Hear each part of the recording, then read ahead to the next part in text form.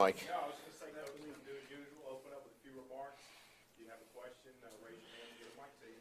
Coach? All right, welcome everybody. Long-awaited, anticipated game week, and we get right after it with a great opponent in USC. Excited about the matchup. Certainly Sunday, Las Vegas, and a game that will be seen on ABC in prime time. So just a great showcase for college football, LSU in particular, and certainly for all that follow college football should be a great matchup. We're excited about the football team that we have going into the season. Every year is a new team, and certainly we lost some great playmakers last year.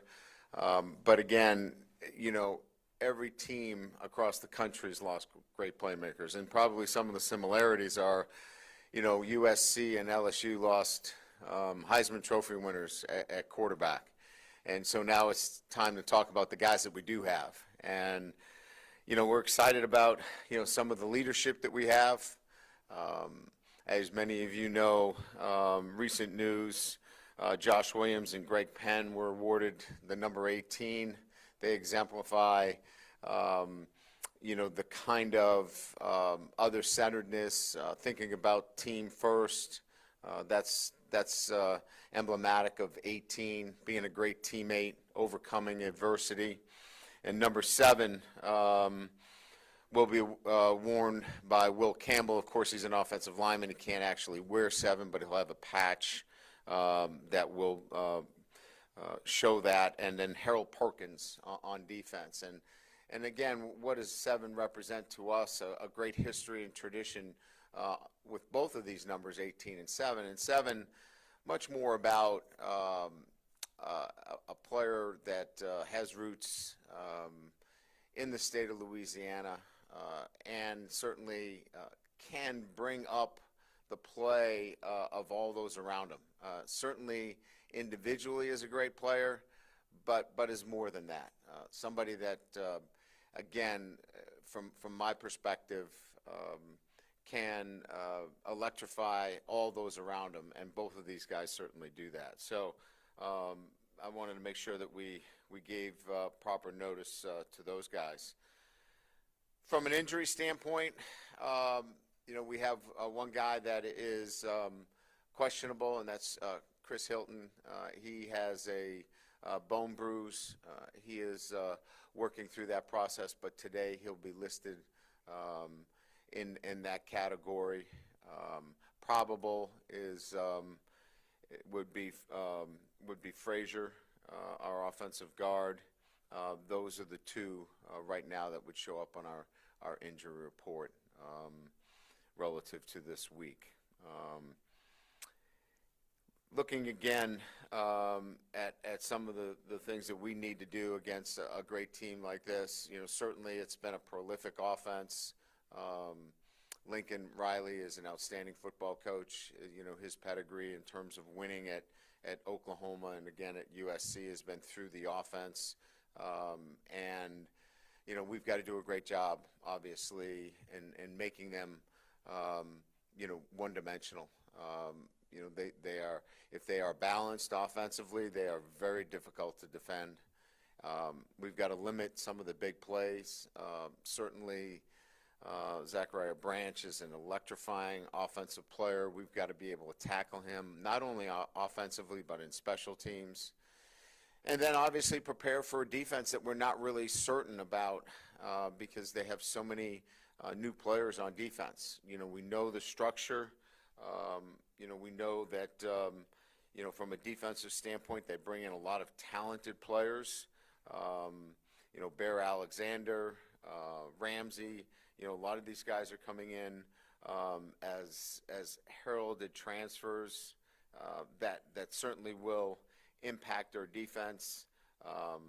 Coach Lynn coming over from UCLA did a great job, and he will impact that defense as well. So, we've got our hands full, but, again, from our perspective, we'll be who we are from an offensive standpoint. try to be as balanced as we can on offense.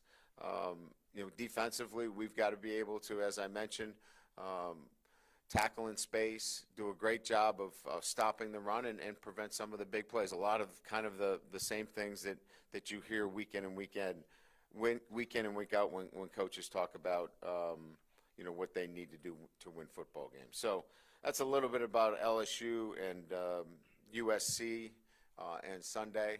I'll open it up to questions.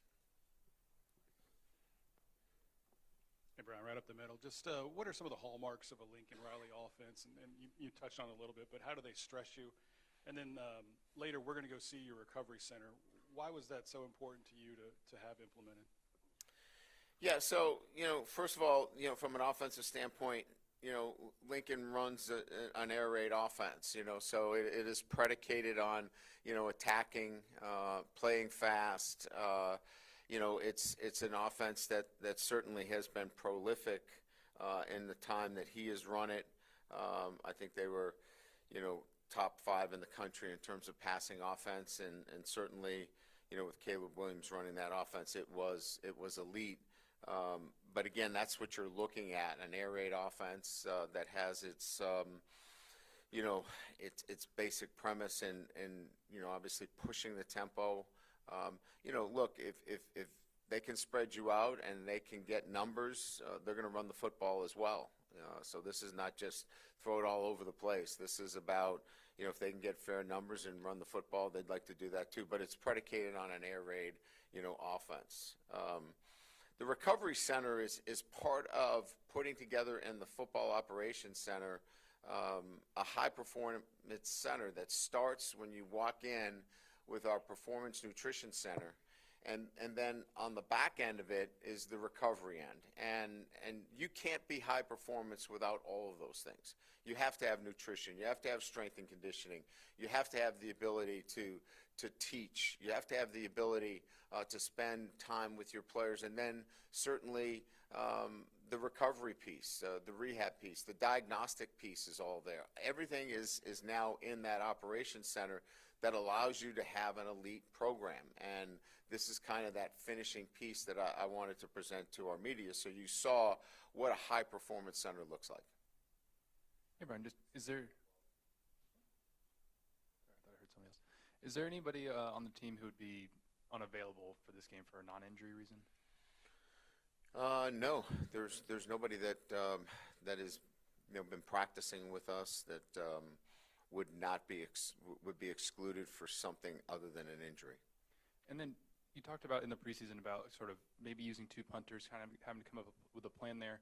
What is going to be the approach, especially when USC has a returner like Zachariah Branch?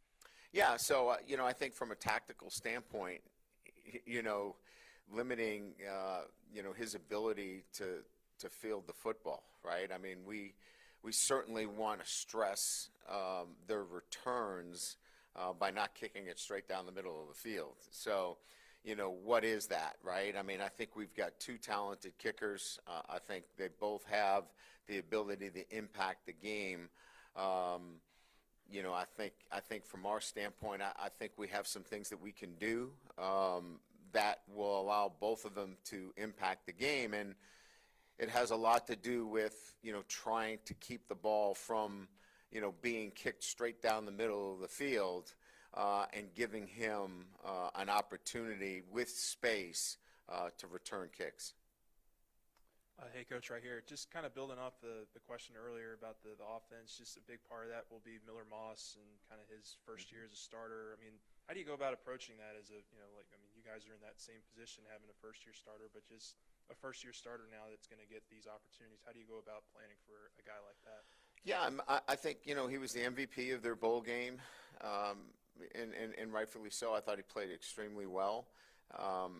And so you're really taking a lot of, what they did in the bowl game because, you've got a couple of weeks to prepare, right? And they had some time to really kind of settle in on what they felt, his comfort level is. Now he's grown from there. He's had a spring practice and he's had, another 2.5 weeks. So, there's going to be more to the offense. But, you're going to take what, Coach Riley has been successful with, and then you're going to look at their offensive structure and certainly, begin to build your plan accordingly.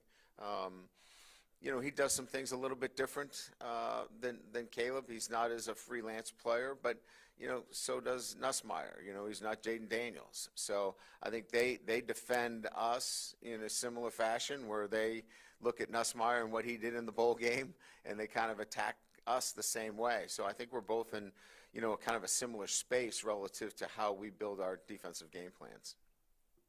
Hey, Coach Keller up here. A lot of unknowns on the opener. We saw that with the game in Ireland this past week, and anything can happen. The comfort level having Garrett at quarterback, does it make life a little easier when you walk into Las Vegas, having a guy that he's been in this situation before? This isn't a guy that can get gun shy and get nervous in these kind of big-time games. Yes, I would say that, having a quarterback that has been in the system for the last couple of years, that knows what it looks like, what it's like to be in, an SEC battle, is certainly, and has played in a game against a pretty darn good defense. I think that, those things make you feel a little bit more at ease going into these games. But openers are difficult, right? You practice so much, right? Look, spring practice, preseason practice. There's so much practice, and then you got to flip it to performance, where it's your first performance, and you have to execute at a high level in your opener. So I think every coach has that uneasiness in the opener because they don't know exactly what you're going to get when you flip that script. You hope that it's flawless execution. We're expecting much better execution with this group because of the maturity of the lot. And with Garrett, he's been in games, he's started games, he's played 4 quarters. So again, there's a better sense, but we've got to play a little bit more football. Coach, one of the last times we talked to you, you said the defense was eliminating the egregious bust and they were forcing more turnovers. How do you feel about your defense going into the season opener, and how much has this new staff improved your players since the spring? Look, this is all about, how do they look against, scripted plays and, limited opportunities. And certainly, I know that our football team and the guys that we have feel really good about where they're at. But you got to go test yourself, against somebody else to really be able to answer those questions. And then we'll be back here in a week, and we'll be able to answer a lot of questions about where we're at. I know going in that we're prepared defensively. Our guys are excited about playing for Blake. I know that they get the scheme very well. There's not a lot of confusion. There's not a lot of busts. There's guys that clearly understand what it is to play LSU football. And I'm excited to watch them play. And so I think that's half of it, right? Everybody has a high expectation. I expect them to play the level of football on defense that we've been accustomed to. And they'll get that opportunity on Sunday. Yeah, Brian, and as a follow-up to that, specifically your defensive line, I guess from your eyes, what would really constitute a very solid performance from them? Their first time out, a lot of guys first time, and they're playing together. Yeah, do your job. I mean, look, this isn't that hard. If we have our guys up front they're physically strong enough to do their job, and I think Bo Davis has done a really good job of just focusing in on the technical pieces that they need to accomplish. And if you're a shade, play your shade. If you're a 3, play your 3. Let's do our job up front. I think we're talented at linebacker. I think we're talented off the edges. I think we're talented that we can get to our spots. We just need to do our jobs up front. And if we do that, and we're 1/11th of our defense with our tackles in particular, we're going to be fine. And it's just, trying to do things that are not in the scope of what your job description is.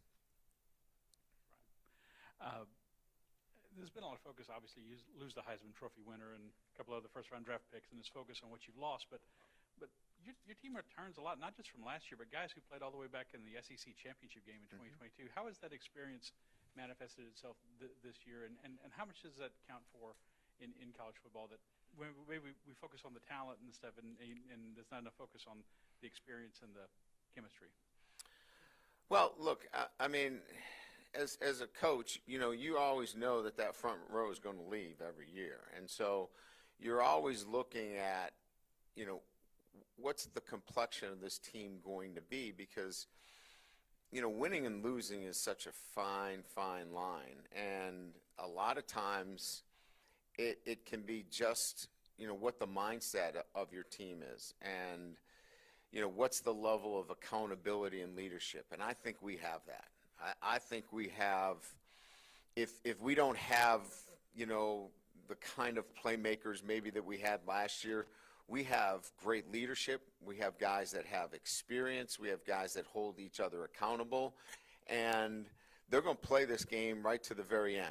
And I think we've all seen enough college football games that if you just keep playing and you keep doing your job, you can find a way to win games. And I think that's what this group's about. They've got some experience. They know what it's like to play and win games. They've won 10 games the last 2 years in a row and played in an SEC championship. So this is a team that, knows what to do and how to do it. They haven't done it every single week, but they've been pretty darn close.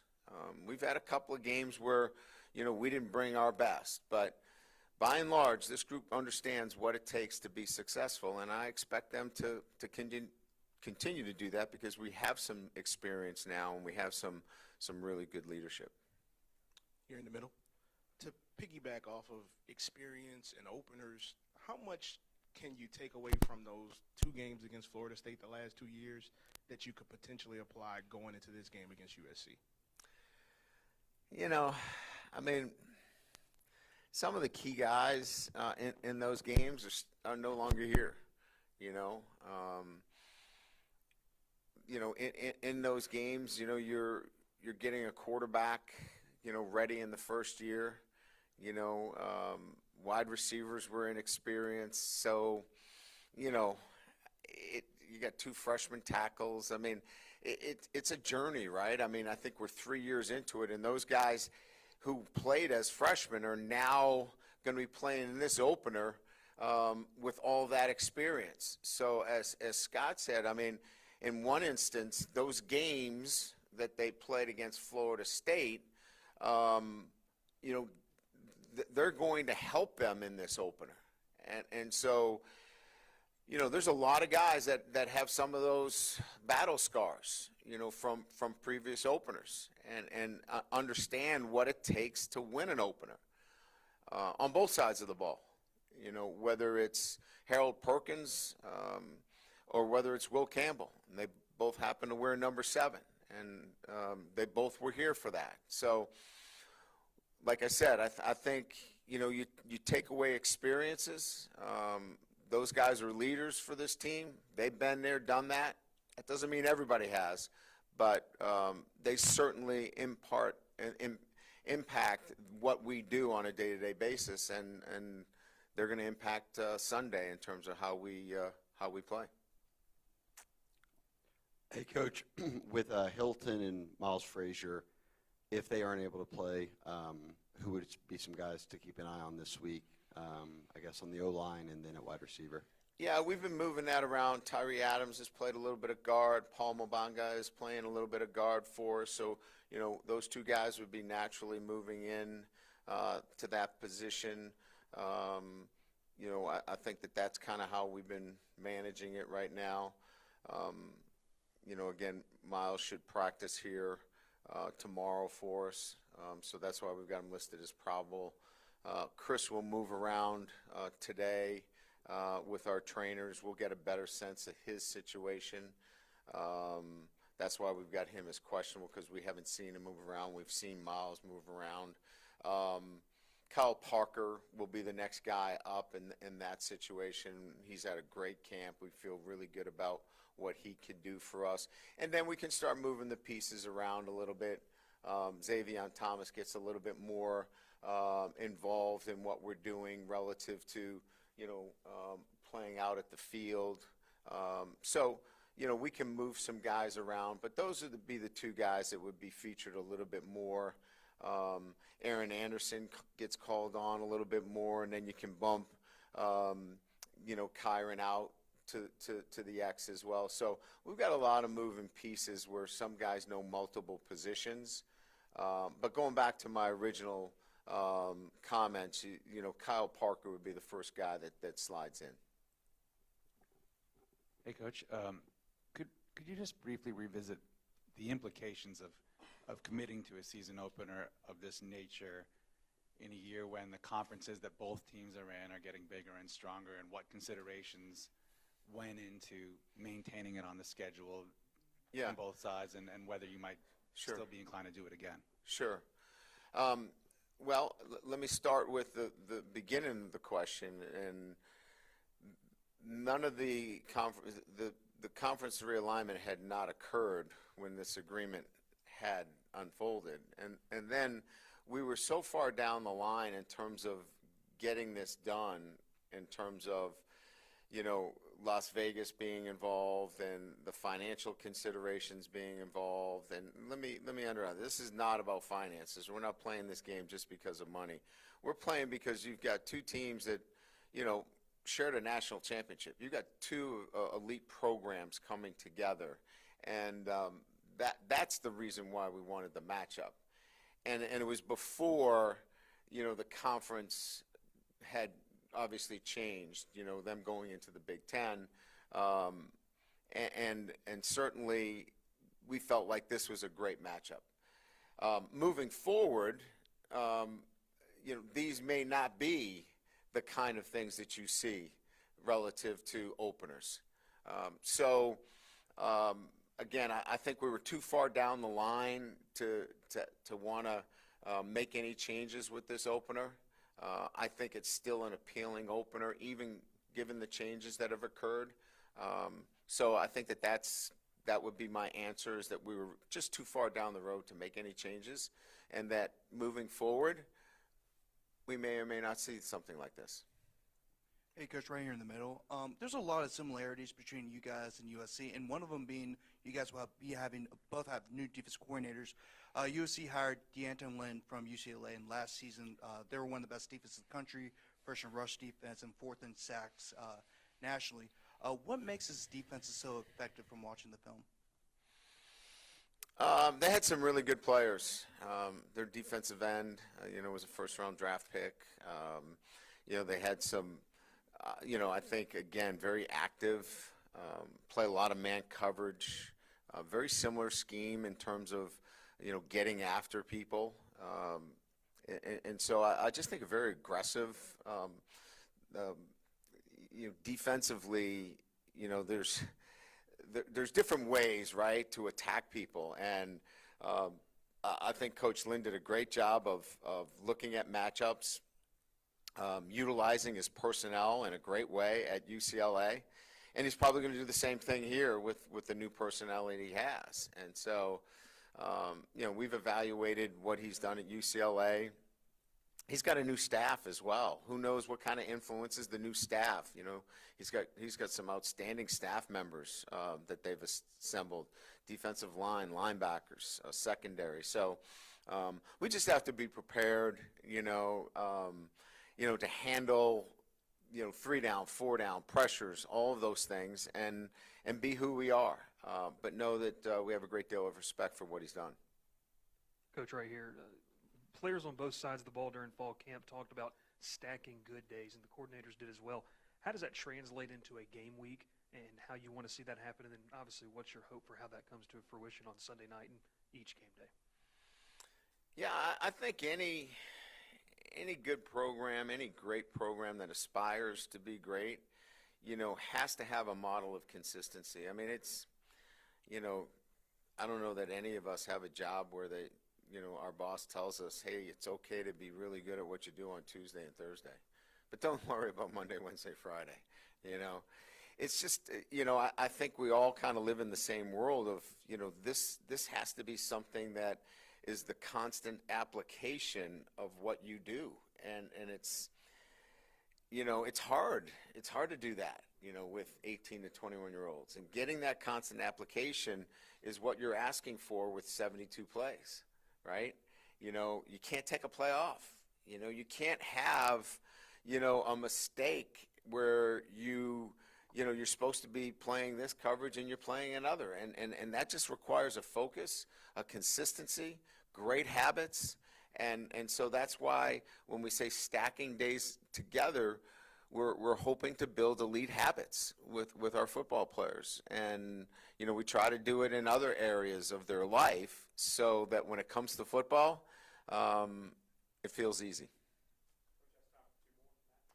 Brian, playing USC is obviously new for LSU. It's not new for you. You did it for a long time at Notre Dame. A couple of prongs to the question. Is there any similarities with this SC team to the ones you faced?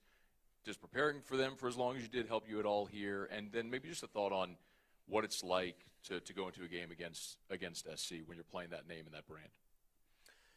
Yeah, I think there's a lot of history and tradition, playing in the Coliseum, I think, really kind of brings it more to light, right? You get the white horse running and, they're in, the Trojan band is playing and it's the Coliseum. And, that pageantry is really,